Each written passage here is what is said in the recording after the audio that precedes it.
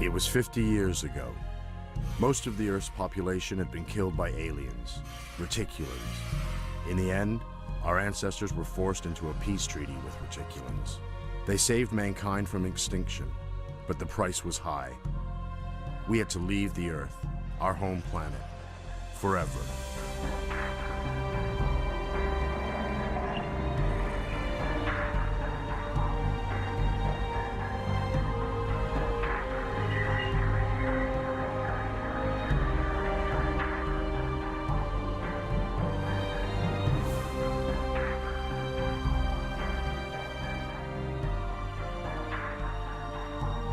Some of us have stayed in the rebuilt starship, Laputa, in the Earth's orbit.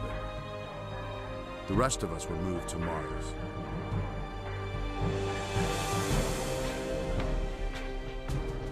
With the help of Reticulans, we built a base in one of the craters. We survived with hope that in the future, we will succeed in transforming Mars into our home. New Earth.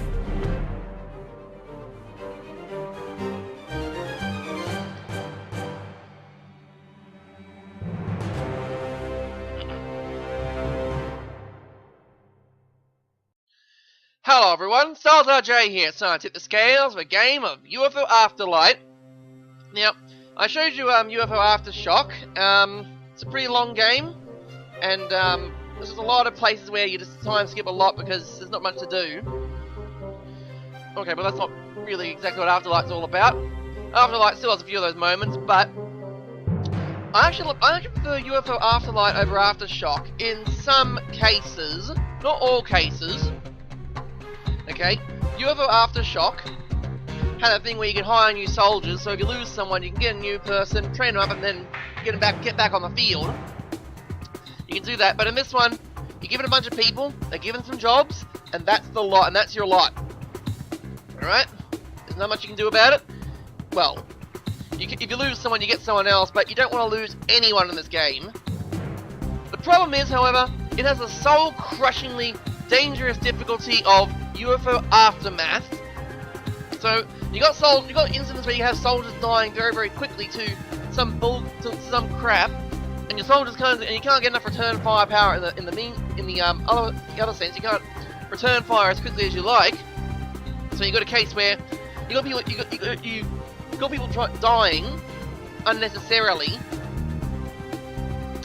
But anyway, I'm playing this game in windowed mode. I don't like playing in windowed mode, I'd rather have it full screen, but I knew it was either this one or Aftershock, which did not like being alt-tabbed. Turns out it was this one that didn't like being alt-tabbed. And I have to record using certain settings, because otherwise the writing goes all gobbledygook. Like, the font just does not work well. It's like I'm reading gibberish. But anyway, UFO Afterlight, I love the story. I mean, the ending, okay, I'm gonna tell you something. The ending is, you terraform Mars. That's your ultimate goal. You terraform Mars. Alright? And so the ending is, essentially, you terraform Mars. There is no closing commentary saying, hey, you colonized Mars, great job. But then we just get, but you know, there's other threats out there across the stars.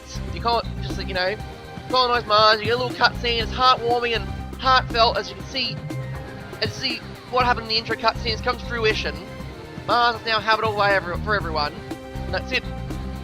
But still, there you go. I just spoiled the ending. So, if you don't want to watch all the video. That's all you need to know. Mars is terraformed, but you know, there's other plot twists along the way. I mean, I haven't spoiled those ones yet, but I'll get to them when I can. But yeah, we're gonna get started with the mod. Oh, I'm also using certain mod packs because again, you know, the game is good on its own, but it gets enhanced if you have certain mod packs available. So yeah, I'm going to get started shortly. So one of the things you can do when you start the game is, well, you hit new game, and this is what you get. You get a little menu, tells you difficulty, give you a name. I'm going to call this one Stars RJ. However, that's not all. But wait, there's more. You can hit advanced. You can actually have tutorials enabled. You can have your options from your last game set. You know, I've done a little test game to see if I can get the recording done properly and all that. It's going to look horrifying on my end, but OBS is going to make it look awesome on your end, so I'm going to be playing with a tiny little screen. You're going to see it in full screen, hopefully. But yes, you got two different. You got the strategic game, which is your overworld, and you got your tactical game. This is important because, well, tactical game can be a lot more difficult, and the strategic game could be the most easiest thing out there. I think for the most part, though, I'm going to keep it to normal for both sides. So let's start the game, shall we? Alright. The graphics aren't... Look, the graphics are weird. Okay, objective, unpause the game. So it's just like UFO Aftershock. In that, you got your little interface. You got your base, you got your people. You can select persons. I'm ready. All I have right now is Jean. Trying to see if I can get some details or whatever. Nope. All we have right now is Jean. So, objective, unpause What's the next, game. sir? On my way. I'm just going to move her over here right now because that's how it works. Now, at the start of the game, everyone walks slowly. You're wearing a... Okay, because, you're a bunch of Mars colonists. Yeah. That's where we need to go. Okay, you're a bunch of Mars colonists. Your entire suit is, you're wearing a big, heavy space suit. You have no military training. You've got to walk slowly towards wherever you need to go. As you improve your skills, however, you will get better at this job. You can improve your skills and stuff. Target identified. So we've got a target, but we don't have a weapon. Do we? On my way. I'll do my best. Well, there's one way you can get a weapon.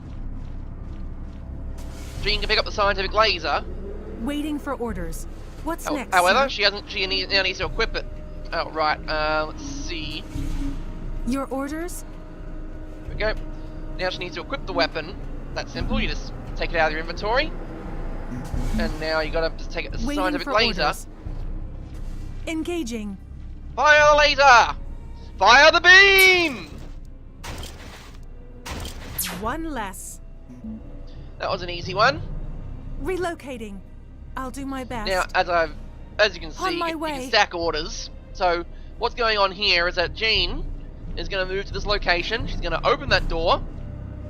Doors don't automatically open when you walk through them, unlike an XCOM or UFO Aftershock for that matter. Actually, no, in UFO Aftershock, all the doors are open already. But you can't go through a closed door, you have to open it first. Same in this game, is that... So what's Jean doing is she's going in to open the door. She'll open the door, then proceed ahead. Alright. Stops, opens the door, goes in. And we have Diego. Diego Ramirez. He'll do everything. Relocating. Yeah, move to the other location.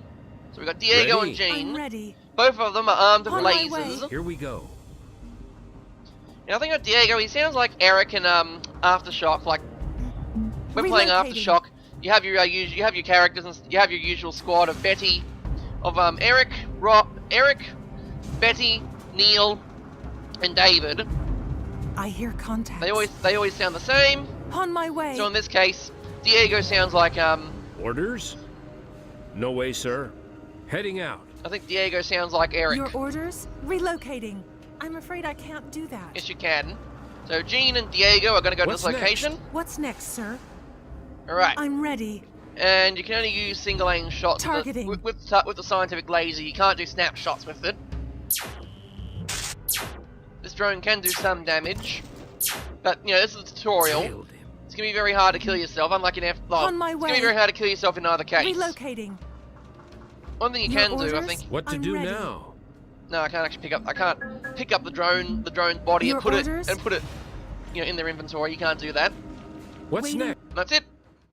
And then we Our got... archaeologists have been attacked by some mechanical drones on the excavation site at Cydonia.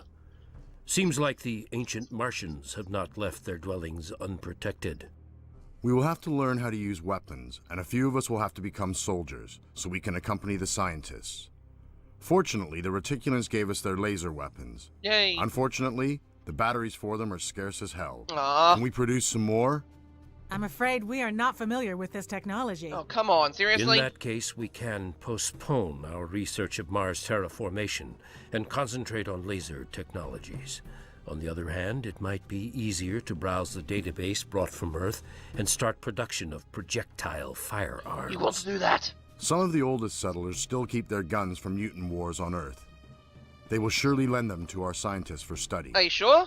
As soon as we get the blueprints, we'll create a production line and start weapons production. Okay, so, welcome to the tactical map. As you can see here, this is Mars. Quite an impressive looking planet now, isn't it? Well, actually not really that impressive. It's red, it's boring. Could use some improvement. I don't know. There's our home base, there's what we've got. We have Cydonia, the Acid Plains, and Xanth. We have different menus available to us. You have the base menu, so you can get further details on the base. You have the cryogenic monument. It's called the Mausoleum. This monumental building holds more than 10,000 people in cryogenic slumber, waiting for the time when Mars will be able to feed more than the few brave pioneers. People may survive for centuries in this state, but it takes more than a year to wake them up. So, essentially what we're doing is we're getting the place all set up for everything. We have Neil Barker here, who is the steward of the home base. He'll occasionally shout out about stuff. We have a solar power plant. It produces resources for us. These icons here show us what we have available to us. What I'm actually looking for is I think we're supposed to have some kind of interface here which tells me how many what resources I've got. You also have an aqueduct. This goes all the way up to the North Pole. The aqueduct is important. You can upgrade the aqueduct. You can upgrade the aqueduct to hold more water, so in case the water supply gets disrupted, in case the pipeline gets disrupted, the aqueduct can be... the water tank gives you a few more days to deal with the blockage, and then later on, once Mars is sufficiently terraformed enough, you can get a condenser, which means you no longer have to rely on water from the North Pole, and your colony can provide a huge water supply without any problems. What we have here also is the barracks, residential sector. You also have the polytechnics for training purposes, a university, the hospital ward, a lab, and a workshop. You also have a science bay, and a technical bay, and civil engineering. Okay, the science bay is actually an interesting one. Although I'm going to have to move some people. I'm going to move some people out here. All right, I'm going to move these two out because the technical bay sends out vehicles which can be used to build structures like mines. Actually, in this case, I've got an idea. So yeah, you build mines, geological probes, that sort of thing. So if you want to expand your territory, you need to have people in these buildings. The more people you have in here, and the more skilled they are, the faster buildings can get constructed, and the faster I think the vehicle moves. Also depends on what training they have. It's important to know. Okay, overview. This tells you what you got. So you own these territories. We hold some raw material deposits that have still not been used. Thank you, Neil. You also have research. Right now we have Ramirez, who does everything. Some of the scientists are unemployed. We could consider building a new lab. We have William Schruten, Heinemann, and Agnieszka Yoshimori. Sorry if I pronounced these names wrong. So what you have here are a whole bunch of technologies you can research. I think the top priority here, in any case, is going to definitely be ancient firearms. You want guns, okay? You want projectile weaponry. Alright, maybe then survival methods, and then military training. Okay? Now, these things seem basic enough, but the thing is, you do want to research terraformation at some point. Alright? You don't neglect terraforming. The Mars is going to get more hostile as the game goes on by. It's just a fact of Mars. It's the red planet. It's going to get more hostile, so you don't want to make terraforming the last thing you ever do, because you need to know how to terraform the planet. You need to know how to reduce the hostility rating, so then you have more time to then get better spacesuits, because better spacesuits provide stuff. You have production run by Jacqueline Wells. There is no production running. If we are to achieve victory, Yeah, if we had to achieve victory now... Actually, what I'm going to do is I'm going to move Neil Barker out of this building and put him into civil engineering, because he's got civil engineering skills, so he knows how to build stuff. Okay, so... Alright, so I'm actually going to move these two out of here, because... Well, it'll be nice. These are going to be part of the combat team. I'll get to the combat team thing later, a little bit later. Production.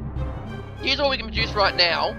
Some items cannot be produce produced toolkits, without we can sufficient access to the raw We can materials. produce suit repair kits. Suit repair kits are actually very kind of important, because you can load them up with toolkit and repair suits if they get damaged, which it can happen.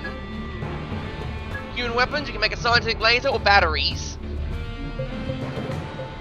I think making some batteries is a good idea, because yeah, you just need batteries.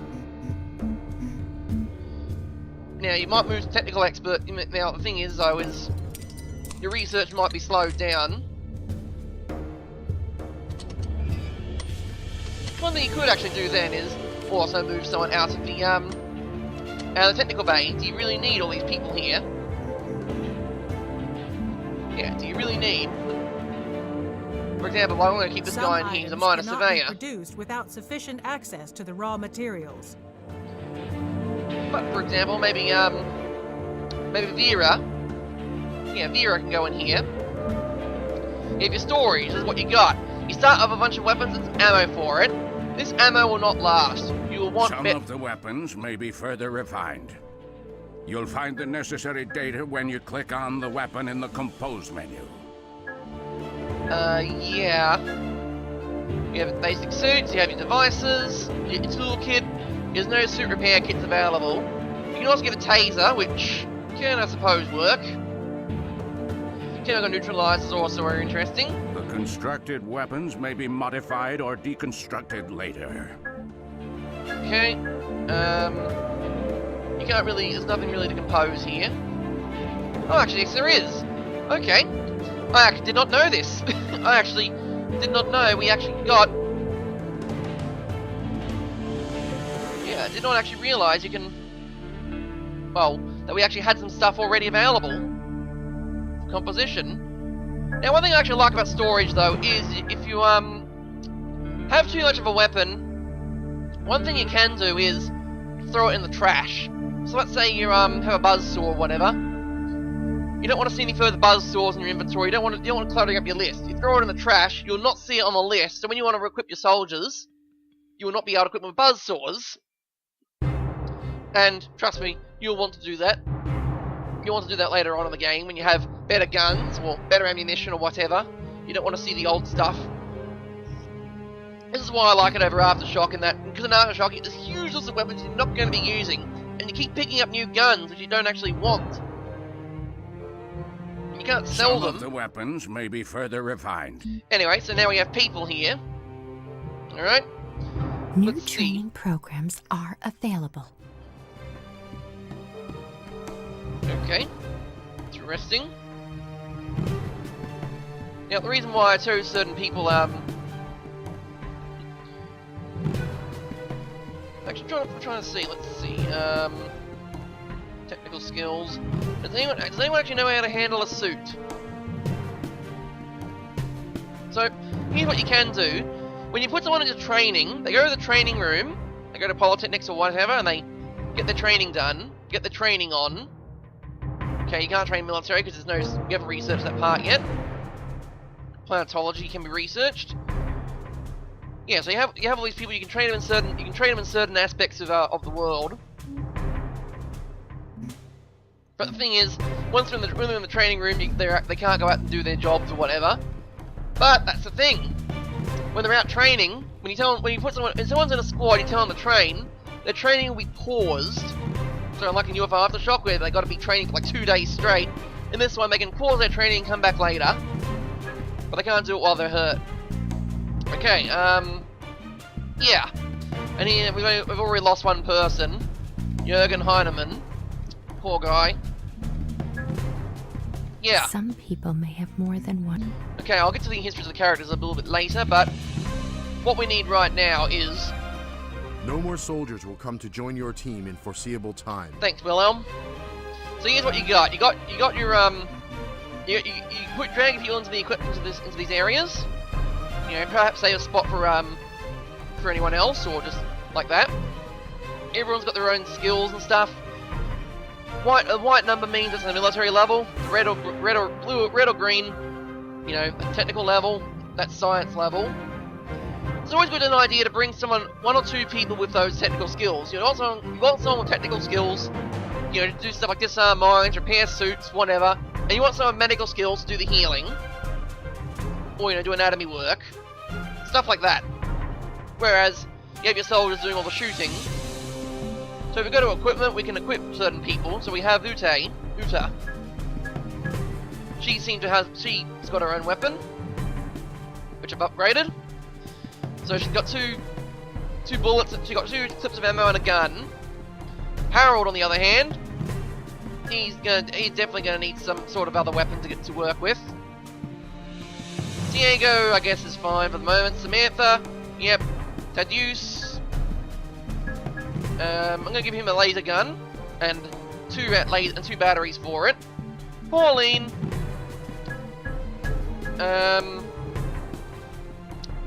Well, I'm gonna have to give her the pretty much the booby prize, the P22. What she can do is carry a toolkit, but there's nothing available for it because it hasn't been built yet. But there you go. You have everyone equipped now. Everyone's got a gun. Everyone's got some kind of weapon. And everyone's got a resistance of 3. That's a basic space suit.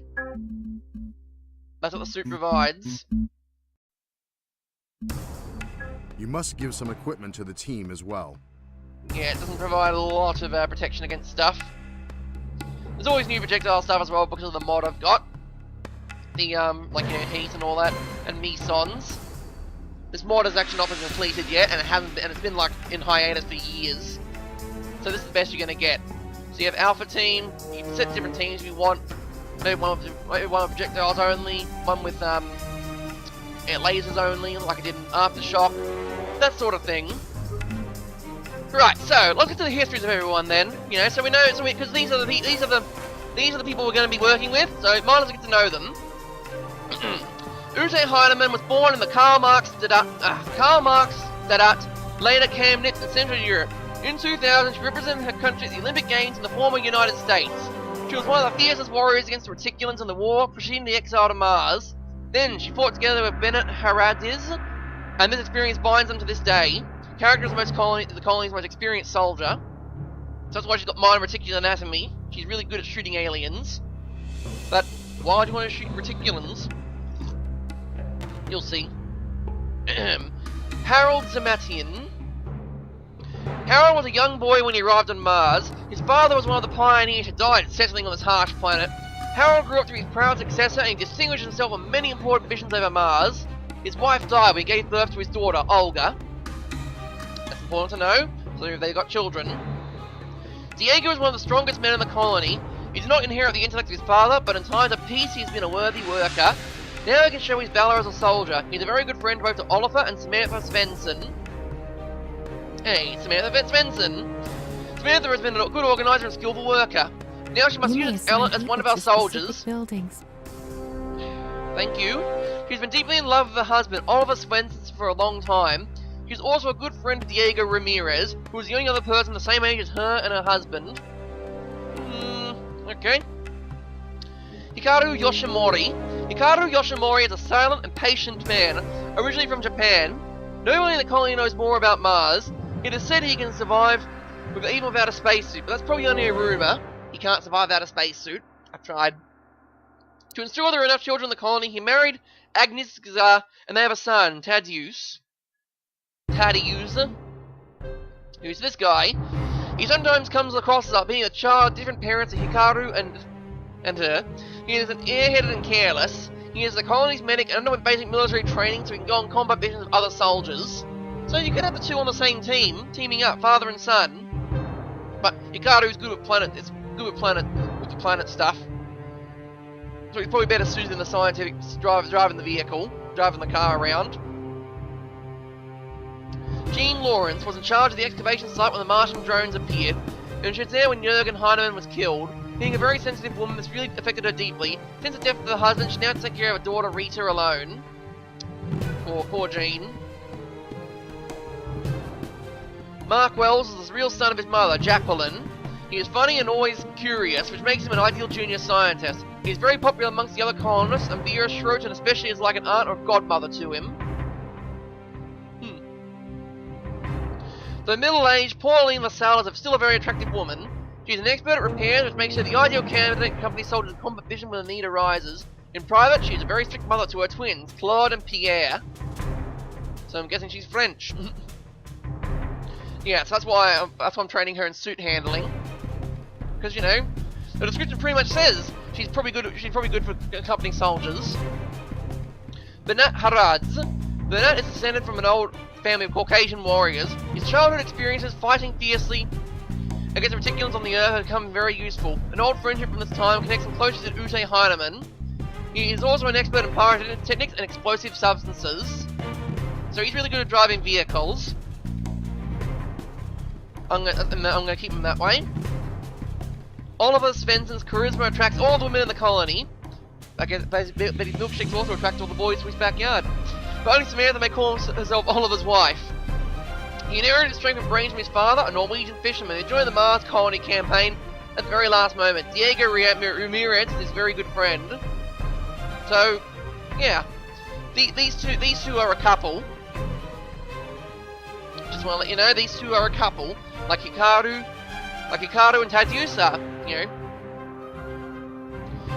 Vera can be likened to a queen. She lovingly supports her husband Wilhelm in governing the colony, and at the same time she takes care of all of its members, especially young Mark Wells, the son of her best friend Jacqueline. Yep. So yeah, we have Fernando Ramirez, the most experienced scientist in the colony. Sometimes his intellectual prowess makes him hard to get on with, and he can sometimes be arrogant to other people. His work and studies did not allow him to spend much time with his son, Diego, who badly missed his father's attention. Poor guy. He's the colony's best scientist. The thing is, though, yeah. Igne Heinemann is the granddaughter of Ute, and daughter of Jürgen Heinemann, who died heroically when even when the Martian drones appeared for the first time. The death of her father deepened her introversion even further, and it significantly complicates her work as human resources manager. I think she's doing fine. She doesn't shut up, doesn't shut up though. And again, I'm talking about everyone's history here in the first video. I mean, what's up with that? She comes from a religious family, and she upholds a strong sense of tradition and moral values. She regards as a duty to marry Hikaru Yoshimori, although they have almost nothing in common except the care of their son. Her talents make her ideally suited for the colony librarian. You know, she's a librarian. And in fact, you know, you can also learn about people There here. are new items in this section. Thanks. Nothing new in the story yet, well, except for that one. Jacqueline Wells is like a black fountain bubbling with the joys of life. Some people may Oh, have that's more laying it than on one thick. class. She offers a constant stream of jokes and good humour. Jacqueline's in charge of the colony's technical section and carries out her duty of charm and good grace. Nobody's ever complained about anything. She is good friends with Vera, First Lady of the colony. Mary's parents came from Nigeria and they're the only colonists from Africa. They died soon after Mary was born. And she brought people who were complete strangers to her. She bore this with dignity and other qualities make her the perfect diplomat. So, that's right. Yeah. We haven't really met anyone. But what you got here is you got Earth time, which tells you, you know, this is what the year is on Earth. It's the 1st of January. I don't think the Laputa thing starts until February, so yeah. Mars time goes a lot faster than Earth time, though. This doesn't really mean much. Just you know, it's random facts. Hey, it's Mars. Oh, okay, actually, well, we don't have any contact. We do know the Laputans, but we haven't had any contact with them for a while. Weird. Anyway, Edgar Barker is of Irish origin. He misses the pubs and the beer, although he's never experienced them himself. He prefers to work alone in the store, continuously reorganises the shelves and items on them. On the positive side, if you ever need anything, you're sure you find in a few seconds. So, if I need 50 meters of shoreline, Wilhelm was just a child when he's brought from Earth, and he carries memory deeply in his heart. He's the guy in the opening cutscene. You may assign people to specific buildings. Thank you, Inge. His vision of Mars as his new home has guided the colony through all the hard times, and was naturally to succeed as a leader until his predecessor died. Every time he feels sad and tired, there's always his wife Vera to comfort him. Aww. Aww. So, which one? Yeah, so, don't get Vera killed, I guess. Well, that's right, yeah. Because these colonists have certain connections with each other. When someone important to them dies, they have their own custom sound, like, no, not that guy, or whatever. They actually care about who dies, and, like, you know, if their husband dies or their son dies, they go into a rage. Or, you know, they get stunned or whatever. So, be careful who you team up as well. Neil Barker is a gifted middle-aged man. He was made steward of the home base at a very young age, and he has demonstrated many times to be capable of both organisational and technical matters. Unlike his father, he is sociable and funny, but he still loves Edgar with all his heart. Do not be afraid of him if he mocks you a bit. So he's a civil engineer. So, yes, now you know everyone's story. Before we can actually proceed ahead with anything, we can't actually got combat markers here. We don't have sufficient access to fuel at this moment. Yeah, I should mention how the resourcing system works. Alright, there's no three resources up here, like, you know, basic materials, high-tech materials, and alien materials. You have resources, you mine resources, they go back to the home base. If you don't have enough mines, you won't get the resources. And the more mines you build, so you hit build here, you can do stuff. What you want to do also is start building some geological probes. That's what I'm going to do right here. I'm going to start building geological probes. So what's going to happen is, if I speed up time just a little bit,